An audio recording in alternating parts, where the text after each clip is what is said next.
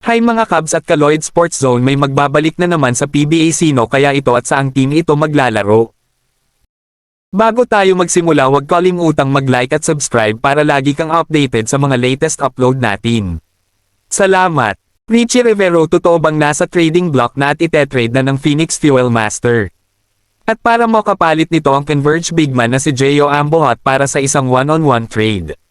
Alam naman natin mga Kaloid Sports Zone na naghahanap talaga ang Phoenix Fuel Master ng isang bigman dahil sinasabi nila na isang bigman ang kailangan ng kanilang team, kaya ang pag-trade kay Ambohot ay isang magandang edisyon para sa kanila dahil magkakaroon sila ng isang versatile bigman na kayang tumira sa labas.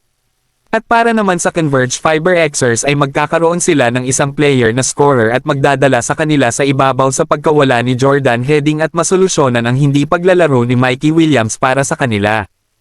Si Rivero ay naging starting lineup para sa Phoenix Fuel Masters last season at naging productive siya sa kanilang team bilang 2-guard position, at si Ambohot naman ay halos wala sa rotation ng Converge Fiber Xers dahil alam naman nating malalim talaga ang rotation ng Converge pagdating sa bigman. Kaya kayo mga Kaloid Sports Zone, sa tingin nyo magiging fair kaya ang palitang Richie Rivero at Gio Ambohot swap?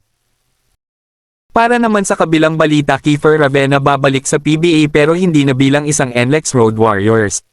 Ayon sa isang legit insider na si Snow Badwa, may hint siya na ang nakalagay ay ang image ng former UAAP MVP na si Kiefer Ravena. Bakit naman kaya ito ginawa ni Snow Badwa at kung sakali saang team ito mapupunta?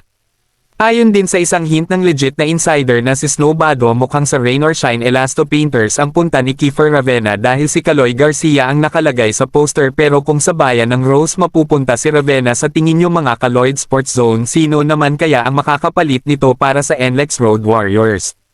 Para sa atin mga Kaloid Sports Zone, pwedeng ibigay ng Rain or Shine Elasto Painters ang kanilang 9 overall pick ngayong paparating na draft at ang former Ateneo player din na si Gian Mamuyak para makapalit ni Kiefer Ravena ng NLEX Road Warriors. Sa tingin natin kung ito ang magiging palitan, papayag naman ang Road Warriors dahil may Robert Bolick na rin sila na nagdadala ng opensa nila.